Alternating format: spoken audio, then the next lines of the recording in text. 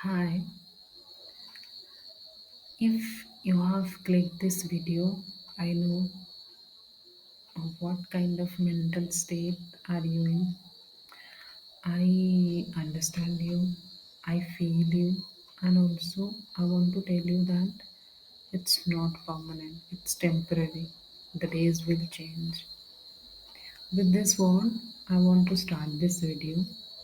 ये वीडियो बनाने से पहले मैं बहुत ही स्केप्टिकल थी कि is it the right thing to talk और मुझे क्या पता है is there any backup plan after UPSC failure because the failures are so heavy इतनी डीमोटिवेटिंग इतनी डिप्रेसिंग और इतनी पेनफुल होती है कि it's very difficult to imagine is there anything ahead in your road.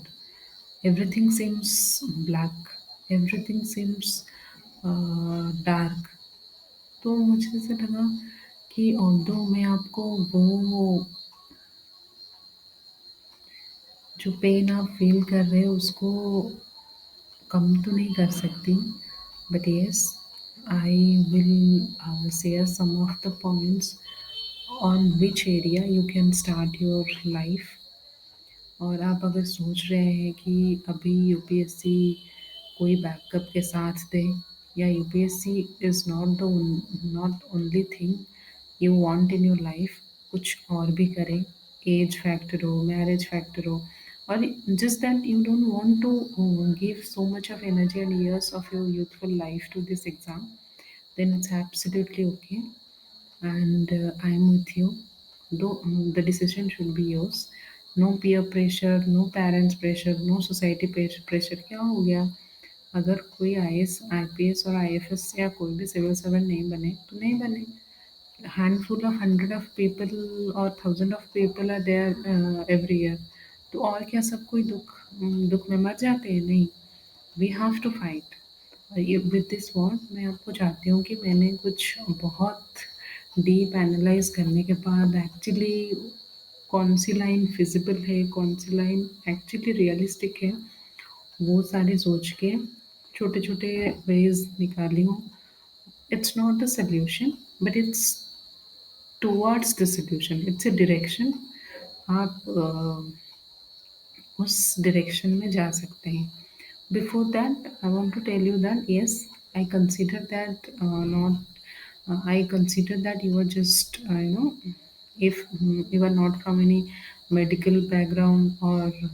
just that you can return to your medical practices or engineering background due to which your skills not from any IIT or NIT or good medical college where your skills are already set you have a degree where you can monetize it after this failures मैं वो consider नहीं कर रही हूँ मैं बस ऐसे aspirants के लिए बना रही हूँ जो जिनके पास कुछ वे नहीं है ना कोई प्रोफेशनल डिग्री है ना कोई अच्छे कॉलेज से पास आउट है विथ आईआईटी और एनआईटी और all other high profile degrees मैं एक general middle class average student के लिए बना रही हूँ जो जिसने ड्रीम देखा है यूपीएससी का उस ड्रीम को देख के ही उसकी ब्रेवरी की पहचान होती है वो कितना स्ट्रांग है वो कितना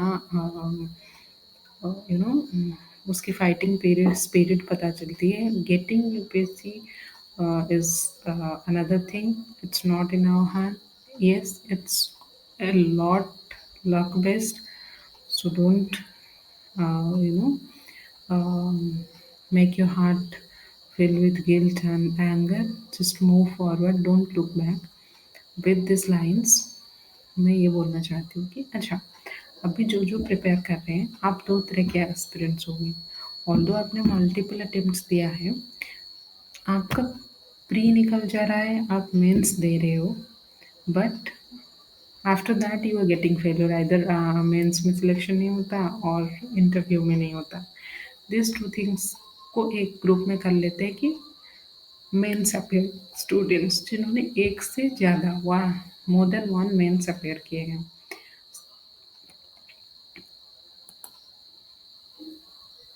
और सेकेंड टाइप ऑफ स्टूडेंट्स कौन है जो Due to the difficulty, the changes, the randomness of the prelims, you have given a lot of attempts, but you couldn't able to clear prelims. ये किस कोई एक्सीडेंट की बात नहीं है, बिकॉज अभी 2020 से प्रीलिम्स वाज सो रैंडम, कोई अच्छे से भी पढ़ के जाए, it's not easy to qualify all the time, it's all a lot luck based. तो इस दो कैटेगरी से मैं डिवाइड करके क्या क्या रेड ऑप्शन हो सकता है ये बता रही हूँ. फर्स्ट ऑफ ऑल तो जो मेंस लिख रहे हैं, they have an added advantage that वो यूपीएससी की लाइन में ही जा सकते हैं, यूपीएससी रिलेटेड थिंग, बिकॉज उनके पास एक यूएसपी है कि वो अगर कोई इस लाइन में जाए तो वो शो कर सकते हैं मैंने प्रीलिम्स क्वालिफाई किया है और मेंस इतनी बार अपेयर किया है, एक बार, दो बार, तीन बार. तो aspirants, teachers, coaching centres will trust you that अच्छा उसने क्वालिफाई किया है, if he or she is able to qualify it, then he or she must be knowing something about this exam.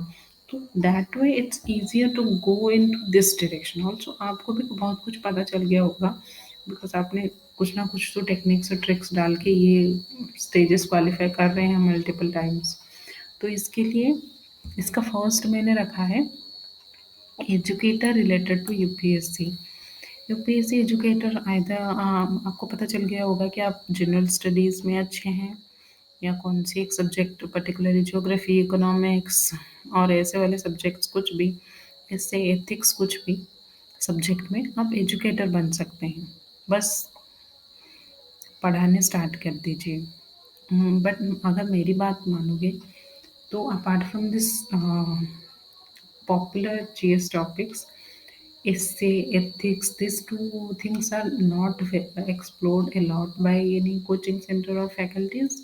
So इस लाइन में थोड़ी leverage ज़्यादा है, because बच्चे चाहते हैं इसमें अच्छे स्कोर करना, but because of their inability कोई डायरेक्शन नहीं है, कोई ऐसा कोई अपॉर्चुनिटीज़ नहीं है, इसलिए ये चीज़ बार बार लोग चाहते हैं, सर्च करते हैं, but there is no not much content और गाइडेंस अवेलेबल.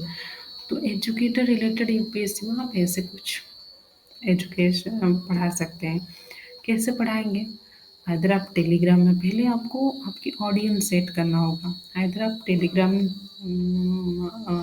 में चैनल खोल के अपने रिसोर्सेस डालें ताकि लोगों को पता चले your presence, and after that you can promote your courses. और इससे और अच्छा मेथड है जो मैंने थर्ड पॉइंट में लिखा है कि यूट्यूब या सोशल मीडिया में पढ़ाना स्टार्ट कर दीजिए. पढ़ाना और either showcase that yes I am a person exist, I am existing, और मैंने प्रीलिम्स क्वालिफाई किया है और मेंस में अपेयर कर सकती हूँ, मेंस मैंने मल्टीपल टाइम अपेयर किया है. तो इससे क्या होगा ना, लोगों को पता चल जाएगा कि योर प्रेजेंस, और दे आपकी थोड़ी बहुत ऑडियंस पूल बन जाएगी. उसको लेवरेज करके, उसको यूज़ करके आप आइदर कोई कोचिंग सेंटर में जाके उसको दिखा सकते हैं, लाइक अन अकेडमी और जितने सारे ऑनलाइन कोचिंग सेंटर्स हैं, उनमें ये होता है कि उनको आपको जज करने का, सॉरी आपको क्या बोलते हैं, आपकी टैलेंट को जज करने के लिए कोई अमाउंट है, नंबर्स हैं कि अच्छा इतने लोग एटलीस्ट इसको फॉलो करते हैं या इसकी ऑडियंस है, तो कुछ ना कुछ तो ये बताता होगा अच्छा. नाइदर ये ऑडियंस को लेके आप एक कोचिंग सेंटर खोल सकते हैं. कोचिंग सेंटर आजकल ऐसा नहीं है कि आपको बड़े बड़े बिल्डिंग्स और ऐसे कुछ चाहिए बहुत ज़्यादा, बिकॉज आप everything you can do it online. तो इससे मतलब आपका एक छोटा सा बेस सेट हो जाएगा, उसके बाद आपको उसको एक्सटेंड करना है. बट बिलीव मी, इस चीज़ में एक ही चीज़, दो चीज़ काम आती है. एक है innovation, because there are lot of competition in the market, but you have to be innovative and unique. Second is consistency and honesty, because as a aspirant of civil service, I think you should take honesty, discipline as the qualities within you, whether you fail or pass, whether you succeed or fail, whether you face failure, but you should be always, inculcate these characters in you, and aspirant students students may be attracted towards this type of thing because they know you will you will do that, you will do that what you are saying. Your promises are important. They will respect you for that, and then your audience will be attracted because of this, because बहुत सारे ऐसे चीज हैं coaching centre जो इतना उतना जितना बोलते हैं उतना नहीं करते हैं और इतना हेल्प नहीं होता है। तो अगर आप लोग ऑथेंटिक सर्विस देंगे, surely your thing will succeed. Second thing is, second thing which I love, that see, जितनी गाइडेंस यूपीएससी के लिए है, because number of people are appearing there is much more larger, उतनी स्टूडेंट पूल्स और इतनी ही grade state PCS या state level exams के, बट उतना गाइडेंस, उतनी फैकल्टीज नहीं मिल पाते। As a young, as a youth, as a younger UPSC aspirant, you have the modern techniques, आपके पास थोड़ा हायर नॉलेज है यूपीएससी की, तो आप आराम से स्टेट पीसीएस के लिए गाइड कर सकते हो। वहाँ पे ना आपकी कंपटीशन भी कम हो जाएगा। लेट्स से आप उड़ीसा से हैं, तो आप उड़िया में पढ़ाएंगे, तो और जो अदर थिंग्स है वो एक तो आप मदर टंग में टीच करेंगे तो लोगों को, बच्चों को अच्छे से समझ में आएगा। सेकेंड थिंग इज कि आपकी कंपटीशन जो अदर स्टेट्स की कंपटीशन वो भी नेगलेक्ट हो जाएंगे। और मोस्टली स्टेट पीसीएस के कोचिंग सेंटर बहुत ही traditional coaching centres type of thing है, कोई इतना गाइडेंस नहीं देता है, बट अगर आप देंगे तो they will be very, you know,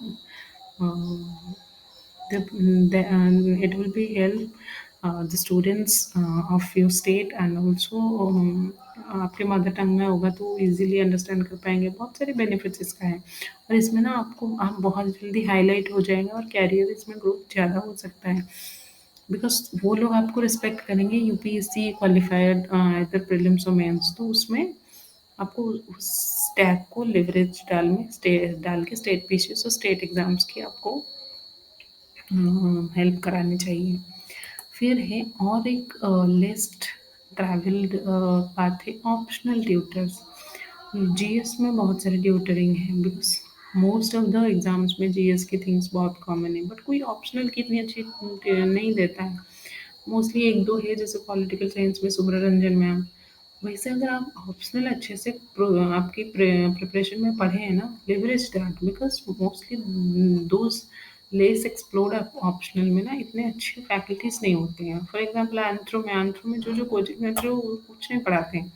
अगर आप अच्छा एंथ्रोपोलॉजी की सीरीज निकाल सकते हैं, और ऑप्शनल की इतनी टेस्ट सीरीज भी अच्छे से अवेलेबल नहीं होती है जो ठीक टाइम पे चेक करके दे और विथ गुड फीडबैक्स दे, तो इट्स वेरी इंपॉर्टेंट कि you should uh, leverage your optional knowledge, because most of the coaching center are GS related things, but optional में कौन ज़्यादा इतना focus करता है।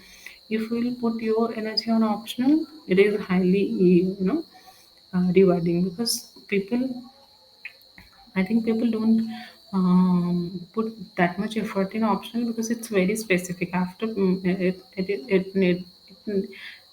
is required after prelims, so लोग इतना स्पेसिफिक नहीं होते जो पॉपुलर हिस्ट्री ज्योग्राफी ऑप्शनल में कोचिंग दे देते हैं, और उस कोचिंग में भी इतनी फैकल्टी अच्छी नहीं होंगी, तो आप ना अपने ऑप्शनल की नॉलेज भी यूटिलाइज कर सकते हो। और एक चीज़ है कि बहुत सारे कोचिंग में टेस्ट सीरीज की इवैल्यूएटर्स की ज़रूरत होती है, वो निकालते रहते हैं। नहीं तो आप खुद मेल कर सकते हैं, लेट्स से इनसाइट्स, विजन और ये सारे अपनी सेंटर्स एक्सपैंड कर रहे हैं और बहुत सारे कोचिंग्स खोल गए हैं, तो आप क्या कर सकते हैं, उनको हम मेल के द्वारा कांटेक्ट कर सकते हैं खुद से। देखिए, टेस्ट सब लिखना चाहते हैं, बहुत ही एक्सपेंसिव हो जाता है टेस्ट सीरीज की इवैल्यूएशन। अगर आप cheap test series evaluation provide कर सकते हैं, that will be very helpful to student, and it will be you know, beneficial for you also, because अगर आप इंस्टाग्राम या टेलीग्राम और फेसबुक में लेट्स से 500 में 10 टेस्ट चेक करके देंगे, हार्डली 50 रुपीज़ को एक टेस्ट को हुआ, बट इन कंपैरिजन टू बड़े बड़े इंस्टीट्यूट जहाँ पे 10 टेस्टीज के लिए 10,000 20,000 लेते हैं, you are giving it in 500 rupees. So देखो कितना मतलब लोगों को कितना हेल्प हुआ। तुम भी बहुत हाईलाइटेड हो गए because people wanted everything in lower cost effective price. तो ये एक अच्छा इनिशिएटिव है अगर आप स्टार्ट कर सकते हैं। बट रिमेंबर जो भी स्टार्ट करना है, अगर आप थोड़े कम टाइम में सब कुछ अचीव करना चाहते हैं, लाइक थोड़े स्टेबल इनकम, तो आपको ऑनलाइन स्टार्ट करनी ही होगी बिकॉज ऑफलाइन में रीच करना वेरी डिफिकल्ट। अगर आप जैसे दिल्ली में रह रहे हैं और वहाँ पे कोचिंग सेंटर का कांटेक्ट बहुत अच्छा है, बट और कोई स्टेट में रह रहे हैं तो इट्स वेरी डिफिकल्ट टू सारी चीज़ों को गैदर करना, but you can do it online very well.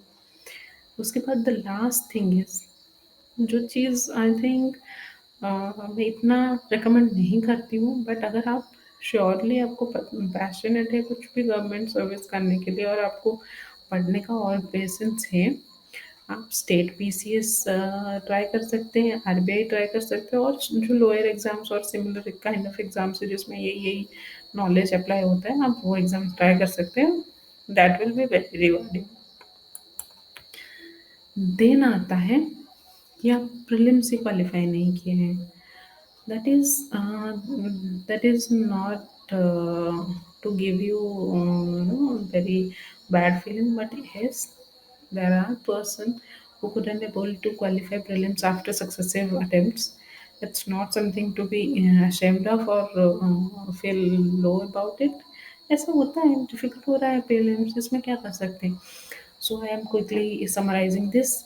देखो अगर आप प्रीलिम से क्वालिफाई नहीं किए हो तो it's very difficult to convince someone to attract someone, or someone to convince that you can guide them for UPSC. So इसमें क्या होता है ना, लोग बिलीव नहीं करना चाहते कि अच्छा प्रीलिम्स ही खुद का नहीं हुआ है फिर कैसे गाइड कर सकता है। बट इट्स नॉट दैट कि आप ये जो मेंस वाले ये जो 6 वेज़ है, ये आप कर सकते हो। अगर आप सच में अनफॉर्चुनेटली प्रीलिम्स क्वालीफाई नहीं किए हैं but you have the knowledge of UPSC subjects, then आप ये जो 5 और 6 वेज़ है उसको भी ट्राई कर सकते हो। But if not, if you want to do something different, you are fed up with the preparation, then try this 5। देखो पहले तो सब कुछ ऑनलाइन ट्राई करना होगा because you have to speed up. थोड़ी फाइनेंशियल फ्रीडम चाहिए जल्दी। तो पहले क्या करो, पहले तो the third point C, educator और job in startups like Byju's, Physics Wallah, Vedantu, ये जो एडटेक स्टार्टअप्स अभी इमर्ज हो रहे हैं इंडिया में, they are looking for cheap man power, जिसमें ये होगा कि ह्यूमन रिसोर्स जिसमें जिनको ये सारी चीज़ों की नॉलेज है। जैसे फिजिक्स वाला में 11th-12th में पढ़ाना है केमिस्ट्री, फिजिक्स और मैथ्स। अगर आप साइंस बैकग्राउंड, इंजीनियरिंग बैकग्राउंड से है तो you can do that very well. Byju's, Vedantu में आप सोशल साइंस के टीचर्स तो अच्छे से बन सकते हैं। इतना तो physics, chemistry, biology, history, civics, geography ये सब तो पढ़ चुके हैं कि आपको इतना डिफिकल्ट नहीं लगेगा। तो इसमें आप लोग लोअर मीडियम बच्चों की हम क्लासेस ले सकते हैं, और ये बहुत फ्लेक्सिबल होते हैं। ऑल्दो बहुत टाइम देते हैं, बहुत टाइम लेते हैं because they are startup, they wanted you energy. But the very most important thing is कि आपको इजीली मिल जाते हैं। इतनी वो क्वालिफिकेशन नहीं देखते कि अच्छा आपने पीएचडी किया है ना, इस चीज़ में पोस्ट ग्रेजुएशन किया है ना, ऐसा कुछ रिक्वायरमेंट होता है। You try within 3-4 days you will get no at least 1 or 2 interview call on this.